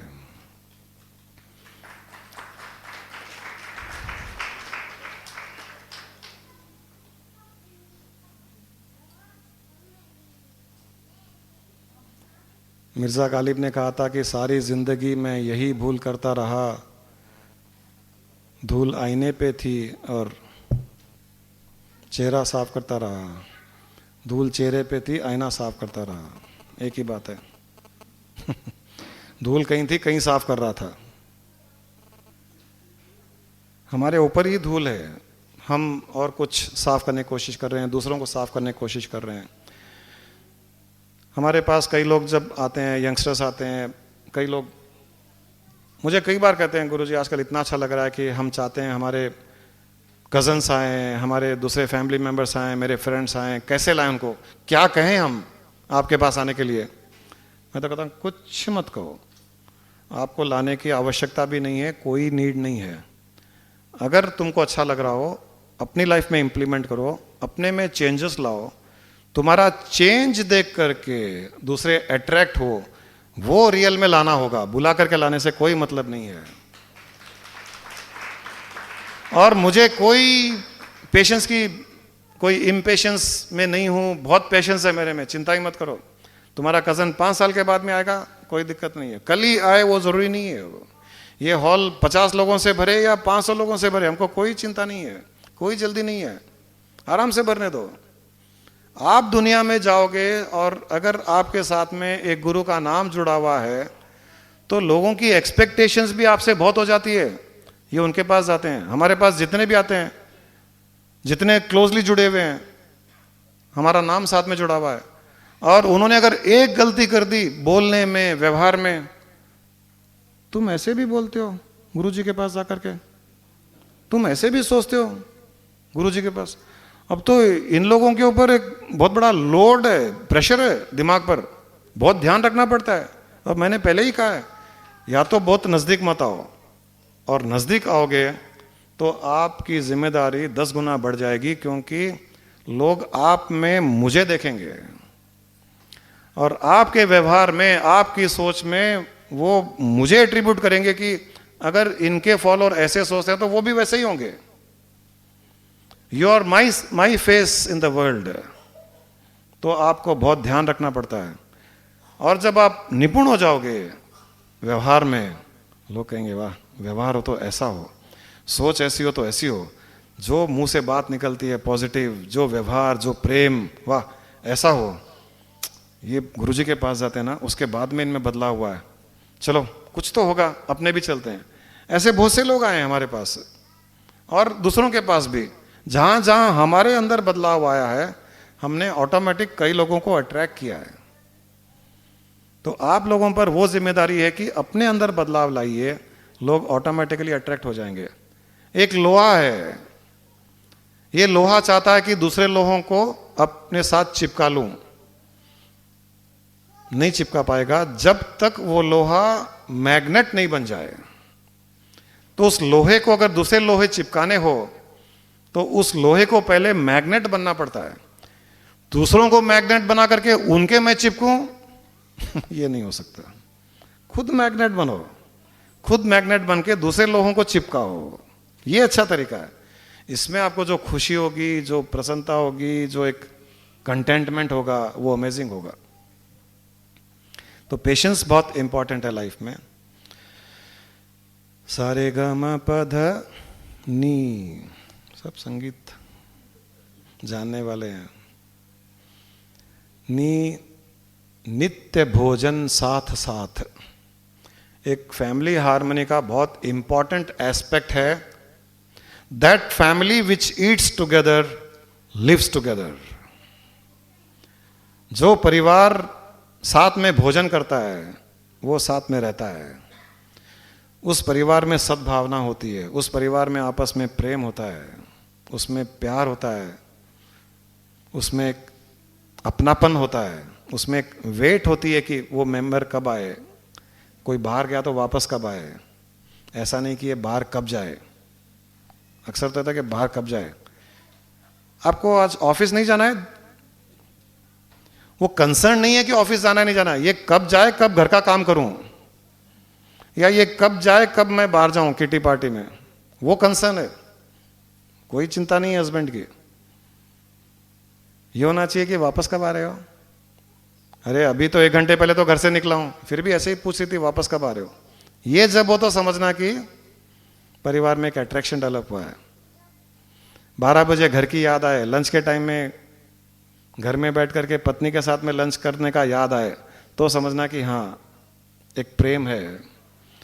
5 बज रहे हैं, 6 बज रहे हैं, अब जल्दी लगे। मैं तो जब ऑफिस जाता था तो 5 बजे के बाद तो हर 5 मिनट से घड़ी देखता था कि अरे 5 ही हुए अभी तक, 5:10 ही हुए, 5:15 ही हुए। 10 बार घड़ी देखता था कि कब घर जाए। यहां मुझे पता है लोग घड़ी देखना ही नहीं चाहते हैं, उतार कर रख देते हैं। 12-1 बजे खिड़की से देखेंगे, हाँ अच्छी रात हो गई, हाँ अब टाइम हो गया, देखते हैं 12 बज गए, हाँ चलो अब निकलते हैं घर। नित्य भोजन साथ साथ, कम से कम एक डिनर या ब्रेकफास्ट जो भी कन्वीनियंट हो। एक फैमिली में अगर ये एक नियम बन जाए कि हमको साथ साथ एक मील, कम से कम एक मील सब मेंबर्स को साथ में करना है, उसके अनुसार सब अपने अपने टाइमिंग सेट कर ले, तो भी फैमिली हार्मनी क्रिएट होनी शुरू हो जाती है। ये फैमिली हार्मनी के कुछ छोटे मोटे नुस्खे, सारे गा म प ध नी। फिर जब वापस सा रिपीट होता है तो सा से सद्भावना, सा से शांति, सा से समृद्धि, सा से सामंजस्य, सा से सार्थकता। ये सारा का सारा फ्री गिफ्ट में मिलता है। ये सारा का सारा फ्री गिफ्ट में मिलता है। समृद्धि मिलती है, शांति मिलती है, सार्थकता मिलती है। आप सार्थक हो जाते हो, संपूर्ण हो जाते हो। Fullness, completeness, containment, satisfaction life का, कहीं कोई कंप्लेंट नहीं, सुख ही सुख। फिर वो सा का आनंद ही कुछ और है। सारे ग म प ध नी के बाद में जो सा आता है वो फ्री गिफ्ट मिलता है आपको। आपको खाली ये थोड़े कॉन्सेप्ट्स फॉलो करने पड़ते हैं फैमिली हार्मनी के लिए। आप सबसे बहुत रिक्वेस्ट है कि अपने अंदर जो सुख का खजाना है उसे तो ढूंढें ही, उसका बटन ढूंढें। जब चाहे अकेले हो तब उस अंदर के बटन को ऑन कर लें और अपने आप में सुखी रहें। जब आपके पास में दूसरे मेंबर्स हैं तब उस बटन को ऑफ कर करके आप बाकी सब फैमिली मेंबर्स के साथ में नेक्स्ट लेवल वाला सुख, वहाँ सुखी रहें, वहाँ सुख दें, वहाँ के वातावरण को, एनवायरनमेंट को सुखपूर्ण बना दें। वहाँ से जब आगे निकलें तब समाज में, मित्र में, फ्रेंड्स में फिर सुख ढूंढने की कोशिश करें। सुख ढूंढने की नहीं, बनिस्बत सुख को स्प्रेड करने की, क्योंकि संपूर्ण सुख तो यहीं तक आपको मिलेगा। सच्चा सुख तो यहीं तक मिलेगा, अपने अंदर का सुख और परिवार का सुख। ये सुख जब आपके अंदर भर जाएगा, फुल हो जाएगा, तब आप उसको बाहर अपने मित्रों में, समाज में बांट पाओगे। और वो आपको, मेरी इच्छा है कि आप करें, क्योंकि ये करेंगे तो आपका एक सॉलिड बेस बन जाएगा। फिर आप स्पिरिचुअल प्रोग्रेस में बहुत आसानी से आगे बढ़ पाओगे। आज के इस सेशन को मैं चाहता हूँ कि यहीं समाप्त करें। आप सबके लिए बहुत बहुत शुभकामनाएं कि परिवार में सामंजस्य बने, परिवार में सुख शांति हो, खुशी हो, प्रेम हो। रेगिस्तान नहीं, बट हर एक के लिए इतना प्रेम हो कि कोई अच्छा करे, बुरा करे, सही करे, गलत करे, उसके लिए केवल और केवल प्रेम की भावना हो। बहुत बहुत धन्यवाद आप सबके लिए। Thank you.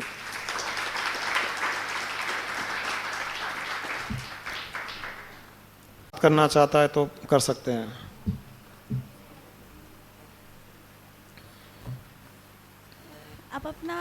आप अपना हाथ उठा सकते हैं जिसने भी गुरुजी से कुछ क्वेश्चन पूछना हो या डाउट क्लियर करना है। क्यों राजीव जी हमारे सबसे नज़दीक के पड़ोसी, इनके ज़मीन में से ही हमको हमारे आश्रम में आना पड़ता है। अभी धीरे से पीछे से घुस करके चुपचाप बैठ गए बेचारे। आपने पूरा सुना सारे गा मा पा धा नी? सपना सुनाएगी या मैं सुनाऊं? नहीं नहीं, मैं एम्बेरस नहीं करता चाहता। आप आए, बहुत खुशी की बात है, आते रहिए, नहीं तो ट्रेसपासिंग कर करके हम लोग कब हमारी बाउंड्री आपकी तरफ बढ़ाते जाएंगे आपको पता भी नहीं चलेगा।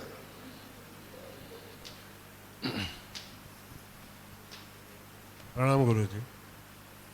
Just a small question.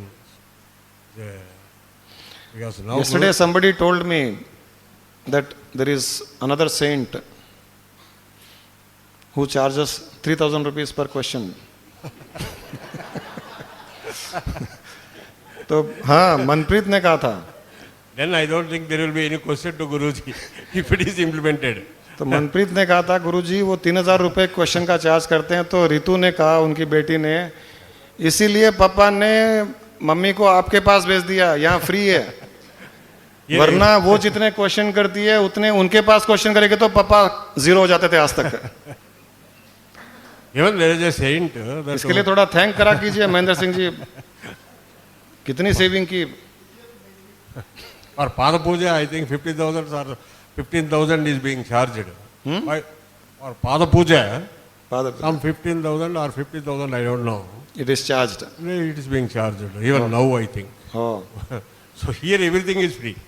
okay. Guru Purnima, how many people did Paduka Puja for us? Into 50,000? कल बिल भेज दो भाई सबको। That's it. Very nice. My doubt is, Guruji, just now Guruji told that about the yesteryear's Janma and future year's Janma, this year's Janma. And in some religions says that there is no Janma at all, even yesteryear's and future. This is the only Janma, especially for human beings.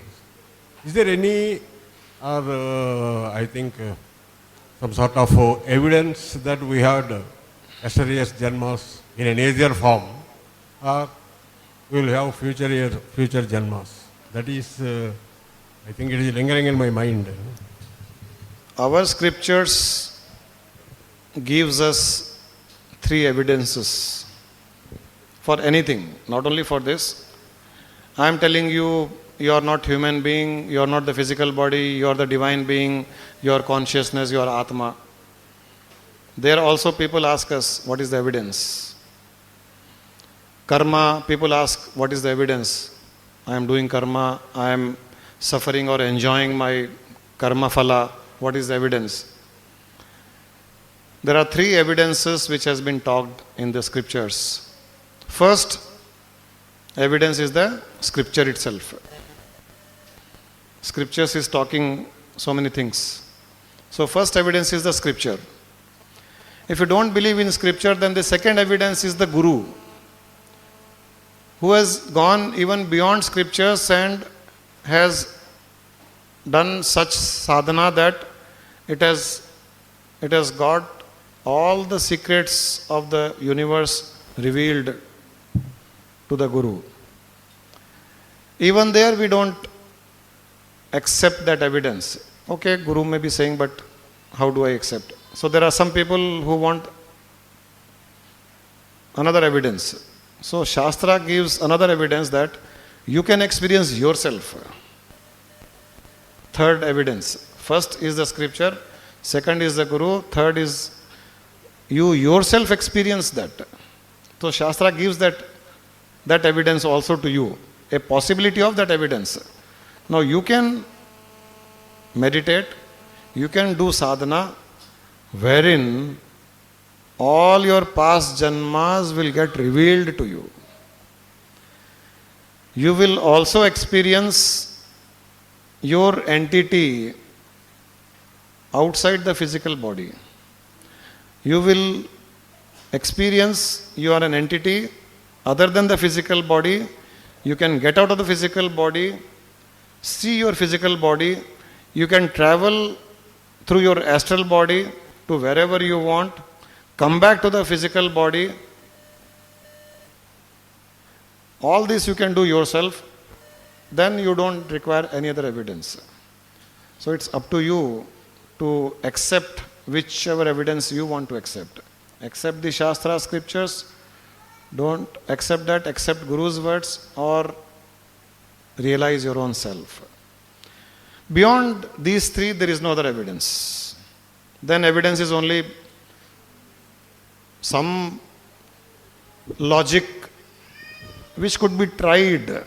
If your intellect accepts that logic, you may be satisfied with the answer. One of the logic is, why are there so many differences in the looks of the people, in their well-being, in suffering, in pleasures? Why somebody is poor, why somebody is rich, why somebody is born on the footpath at that point itself, why another child is born in an hospital which is a 5-star air-conditioned room? Why all these differences? Then there's a big question mark. Is the God biased? Why is the God biased? Why should God force me to take birth on the footpath? Why is God biased that it is allowing another baby to take birth in a 5-star hospital? Why so? Why God is biased that it is making a baby very beautiful, fair, chubby? Why is God biased that another baby is dark, limping, no flesh, crying, no good looking, nobody wants to touch that baby? Why is God biased? So the question falls on the God itself, who is the creator. So there you can never get the answer that why God is biased. Then your mind will accept this answer as a better option, that yes, this may be because of past janma karma. That is why these differences. Here the mind will accept the logic. Then, questioning the biasness of the God. There you cannot question the biasness of the God. So probably this answer should also satisfy your inquisitiveness, your question. It's better to accept the second version, that is Guruji's say. Now, I'll go to another aspect of this matter. You have two options. You rightly said some religions say that there's a past birth, there's a future birth. Some religions say there is no past birth, no future birth. You have both the options. Either you accept there was past birth and whatever is happening in this birth has a relationship with the past birth karma. You have another option that this is the only birth. There is no going to be next birth. There was never ever a past birth. This option also is yours. And this birth has taken place by accident. There is no God because God cannot be biased. You sow a seed, a plant will grow. You sow another seed of the same plant, that also will grow, but they may look different. You sow another seed at some other place, it may also grow, but they may look different. Their branches will be different, number of leaves will be different. So that also is possible, that everything has taken place by accident. Now if everything has taken place by accident, then also you should never be able to complain in your life. If good is happening or bad is happening, you have no right to complain.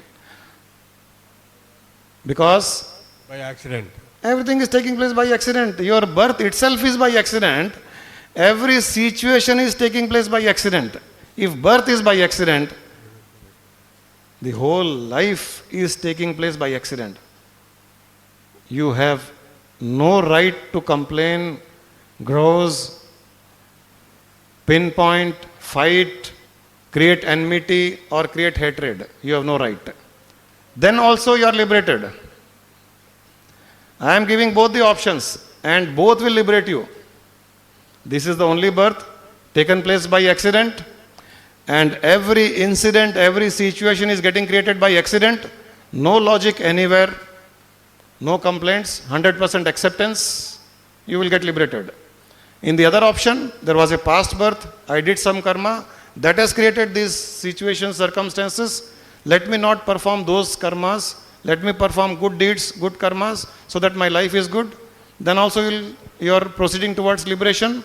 In this option also you are proceeding towards liberation. We should establish in the fact always, it will open doors for your liberation. But just intellectually, there is no past birth, there is no future birth, and left and right you do whatever you want to do, keep on complaining, keep on fighting, keep on having enmity, that will not lead you to anywhere. Thank you, Guruji, for the elaborate explanation. I am very much thankful I got my doubts cleared up. Thank you.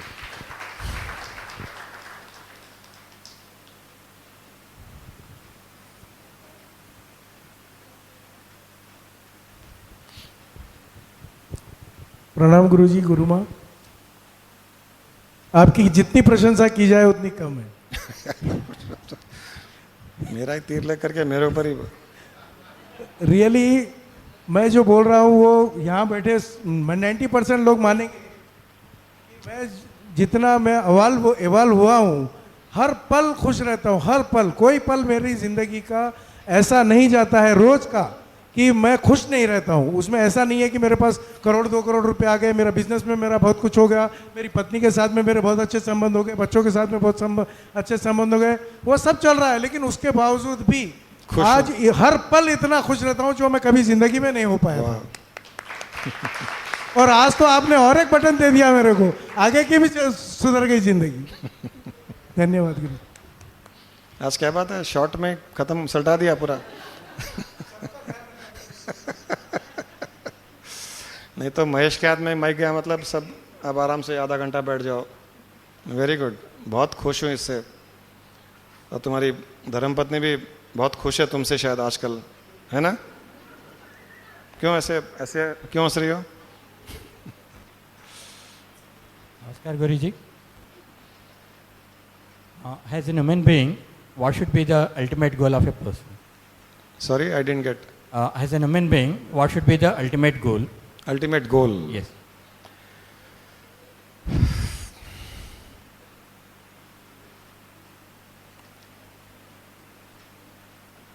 It depends on individuals. It depends on you, what goal you want to set for yourself. Human being has the potential to fix his goal and achieve it.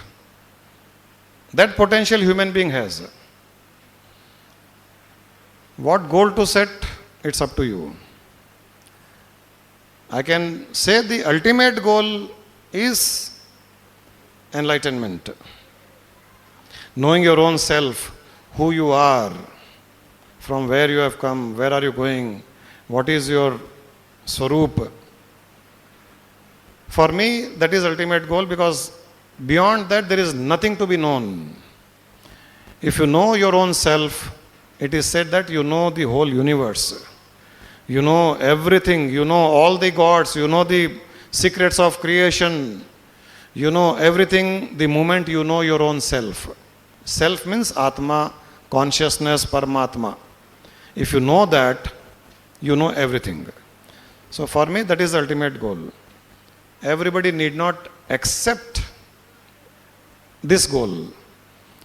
So, what I am saying is, everybody has the liberty to fix one's own goal.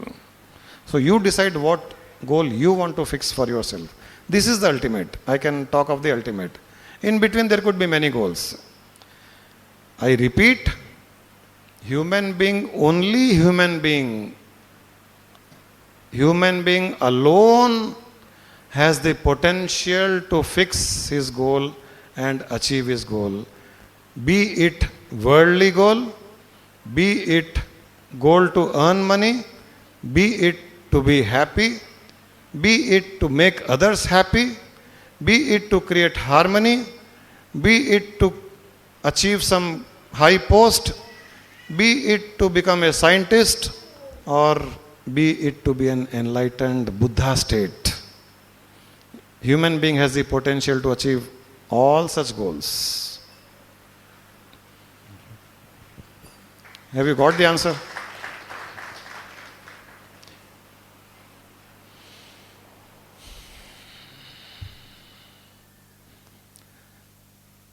और कोई? Soni?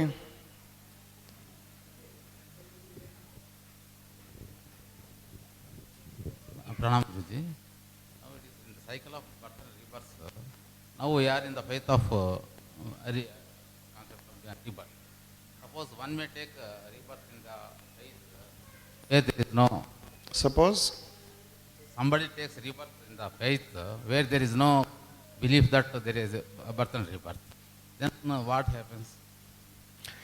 if the belief is strong that there is no rebirth, then no rebirth. Because birth, rebirth, they all depend on your belief. What is important is belief system. No, not that. Now I am in the belief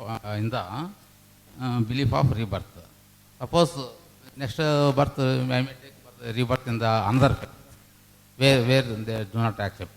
It's okay. After that you will not take rebirth. Then what would be am I thinking like that? That is.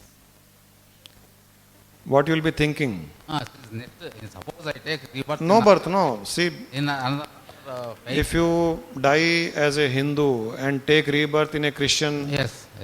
community or a Muslim community Yes, that is my question. That is where they don't believe in rebirth, rebirth. and while death you also believe that there's not going to be rebirth, then you will not be reborn. But be it Hindu or Muslim or Christian, one concept which I believe will work for all human beings is that at the time of death, what are you thinking? You will become that. For an example, when you sleep in the night, whatever you have been thinking during the sleep, a dream will get manifested. You will see a dream, right? You have experienced this? Many of the people would have experienced it. Whatever intensely you have been thinking, that will come in the dream. Which means, whatever the mind is thinking before sleep, it will go into that state and it will create that situation, people, it will satisfy its demand, its thinking, its desire. When the body dies, same thing happens. Whatever the mind was thinking at the time of death, it will go to that place, that family, those people, like in the dream. In the dream, you have no control that I will think this, but I will not get into dream. You have no control. Likewise, in the rebirth also, you have no control. If the mind has been thinking something and you die, the mind will go to those people, those places, wherever the mind was thinking about. Unless at the time of death, you know, I am a Muslim. In Muslim religion, there is no rebirth. I am not going to take rebirth, and you have not been thinking of anything. Unless that takes place, then you will take rebirth. Similarly, why become a Muslim or a Christian for not having rebirth? While being Hindu itself, you have the option not to take rebirth. How? Easy method. No sadhana, no spirituality, nothing is required. No meditation, no dhyana, no guru, no bhajan, no kirtan, nothing. Yet, you have one option not to take rebirth. Anybody can? वो तो साधना हो गया, वो कब रह गए? I am not the body. That you are giving my jnana to me. I am saying no spirituality at all. No jnana, I am not the body, I am the consciousness, that you will have no control at the time of death. I am the body only, I am dying, what will happen to my wealth, my checkbook, my bank account, I have not signed my will, my property. That time you will forget body, consciousness, Atma, Gitma, sab. That is good enough till satsang only. Beyond.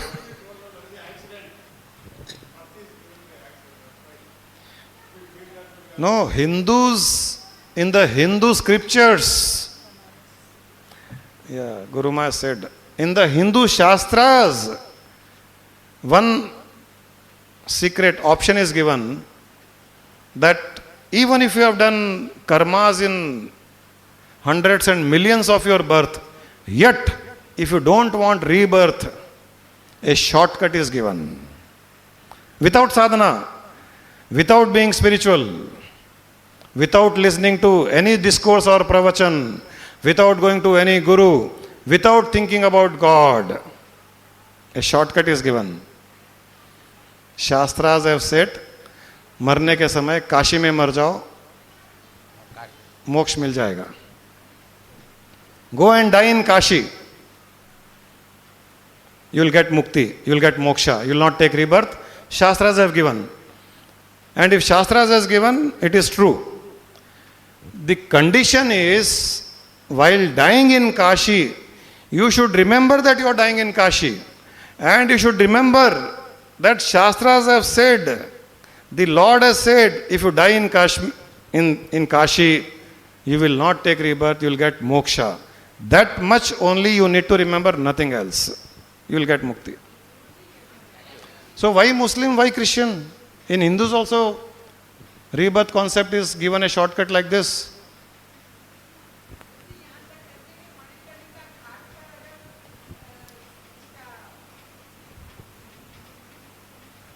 यहाँ तक कहते हैं कि मणिकर्णिका घाट काशी में जो है, वहाँ पर अगर शव का दाह किया जाए, संस्कार किया जाए, तो भी पुनर्जन्म नहीं होता है, ऐसा कहते हैं. शव के दाग से कुछ नहीं होगा, वो तो आप शायद बिलीव करें या पता नहीं, लोगों को पता है कि नहीं, सैकड़ों डेड बॉडीज वहाँ कहाँ से शव दाह को आती हैं मणिकर्णिका घाट पर काशी में, और वो हजारों रुपए वसूल करते एक दाह का. नहीं, आप यहाँ एक मिनट रुकिए. वो मोक्ष की बात नहीं है, रीबर्थ की बात नहीं है जी. वो उनको शरीर के मोह से, कर्मों से मुक्ति दिला रहे हैं वहां पर. वो प्रथा है कि शरीर को अगर बहा देंगे, वहां पर शव को गंगा में बहा देंगे, तो उसका जो उस शरीर के साथ जो मोह था वो छूट जाएगा. इतना ही है वो, उसका अर्थ. वो मोक्ष का नहीं है. यहाँ रीबर्थ की बात हो रही है. तो रीबर्थ तो ये एक कॉन्सेप्ट दिया कि वहां जाकर के मरो, मरने के समय ध्यान रहे काशी में मर रहा हूं, काशी में प्राण त्याग रहे हैं. और शास्त्रों में कहा गया, जैसे मुस्लिम को भी ध्यान रखना पड़ता है, मैं मुस्लिम हूं, अल्लाह ने कहा है तुमको वापस जन्म नहीं लेना पड़ेगा, लेकिन अल्लाह ने यह भी कहा है कि मैं एक दिन आऊंगा जब सारे कब्र को खोलकर सब को बाहर निकालूंगा, और अच्छा बुरा जो तुमने किया है उसका तुमको या तो अच्छा दूंगा या तुमको सफ़र करना पड़ेगा. ये अल्लाह ने कहा है. तो मुस्लिम को ये भी ध्यान में है कि अगर मैंने गलत किया तो मुझे कर्म तो भोगना पड़ेगा, मुझे सफ़र करना पड़ेगा, क्योंकि अल्लाह के लिए मुझे इंतज़ार करना पड़ेगा. It is not that they are freed from their karmas. ये तो क्रिश्चियन भी नहीं फ्री कर सकते हैं, मुस्लिम भी नहीं कर सकते हैं.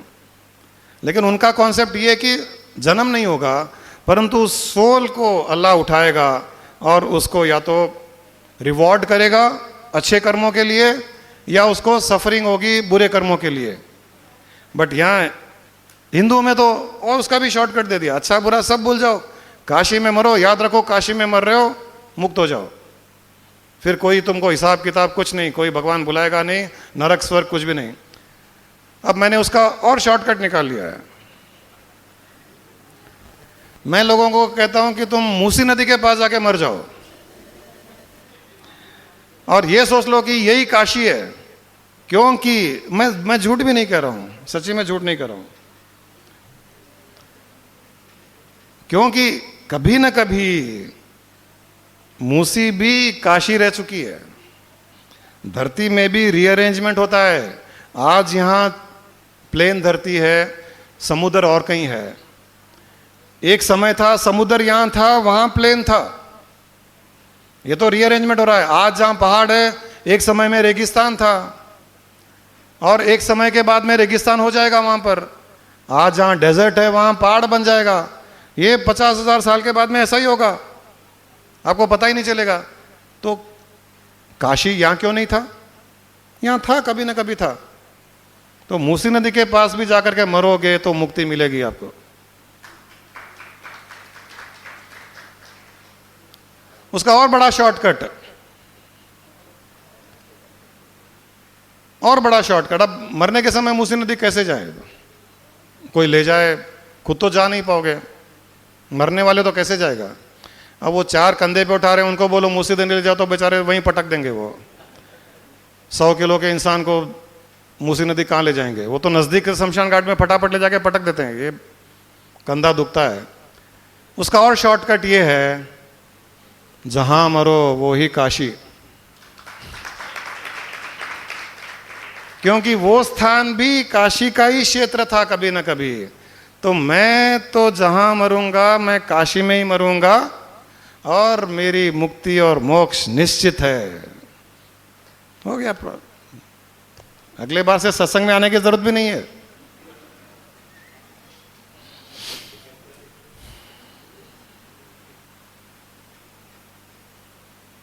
चले?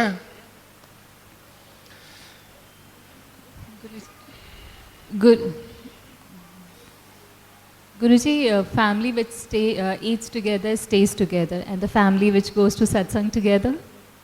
Oh, get enlightened together. We used to go together. My son used to go, my daughter used to go to Swamiji. Swamiji used to come to our family. So our whole family was associated with Swamiji. We are all enlightened. All of us are enlightened. Thank you.